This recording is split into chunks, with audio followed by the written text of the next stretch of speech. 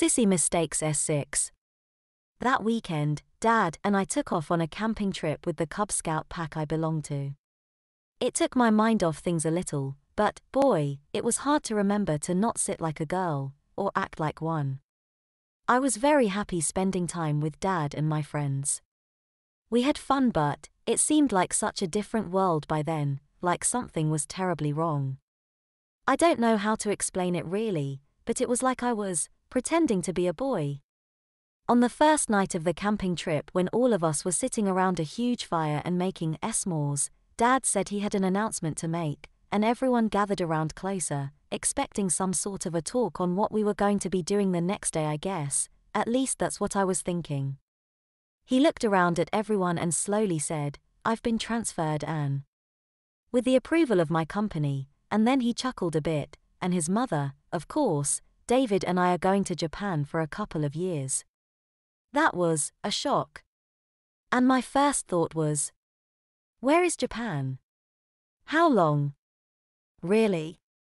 He went on to explain that while he and I were in Japan, Mom would be selling our house and moving our home to the West Coast, where his company was establishing a new office. "I'm afraid this will be our last trip with all of you." He went on to recall all the friends we had found there, and thanked everyone for the chance to have one last fun time together and for being so kind to all of us. I know I speak for David, too, when I say how great you all have been. We'll both miss everyone so much. Needless to say, I was the center of attention for all my scout buddies after that. Of course, I couldn't tell them anything because I didn't know anything more than what they heard from Dad, but boy did we all talk about what was going to happen. Wow, you could have knocked me over with a feather. But the knowledge I might never see any of these guys again was, well, sad. When we got back home, Dad, Mother, and I began to prepare for the trip to Japan.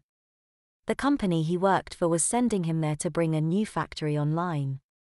At the end of the time in Japan, Dad's office would be in Portland, Oregon to manage a facility that would be supplied parts from the factory in Japan. It all seemed a bit confusing to me, and until then, I hadn't thought about the fact our house would be sold, and we would come back from Japan to a new home in Portland. Everyone I ever knew would be gone. Well, I would be gone from everyone I ever knew. Where exactly is Portland?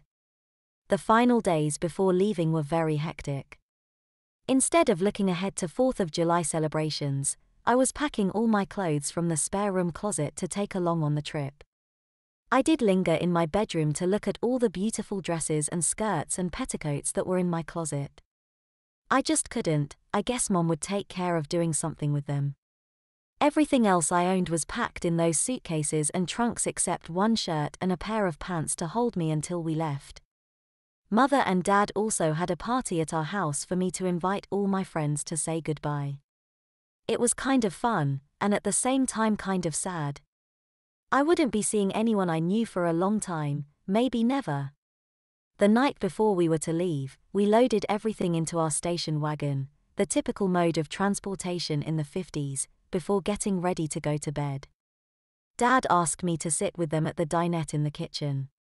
"Honey, it's late, we know, but it's time to tell you what's really going to happen tomorrow. We have a surprise, Anne, well, a pretty big change in plans for you."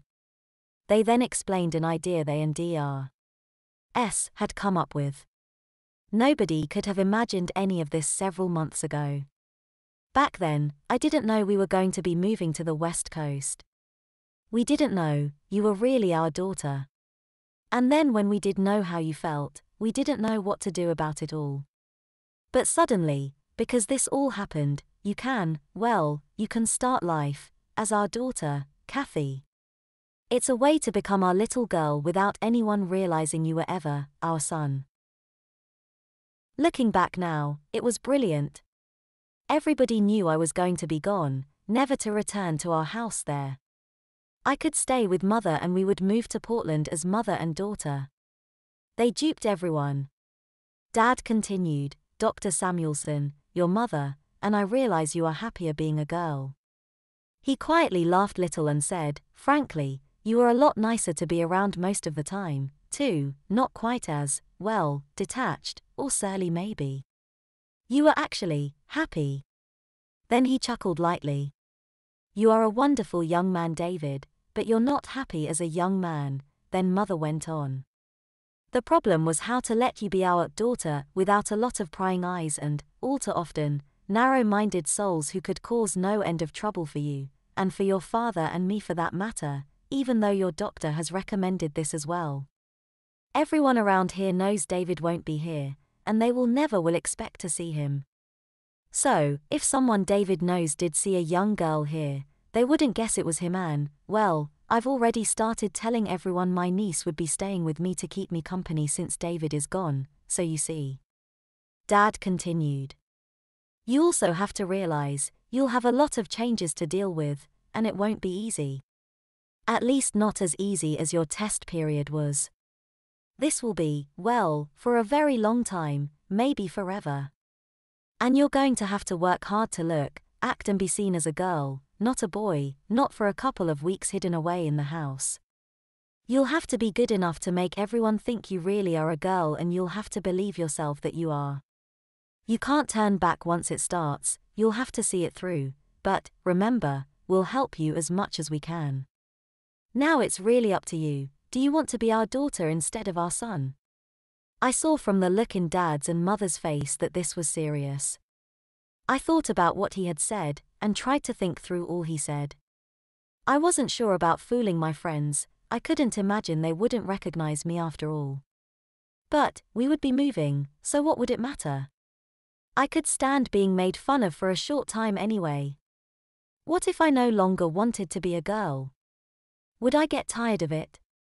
What if all the beautiful clothes just became clothes? I didn't hesitate though, I nodded my head, yes. He smiled and took my hand. Your mother will need a lot of help and understanding from our new daughter, and I expect you to do your very best, young lady. And just like that, Dad was suddenly, Daddy again.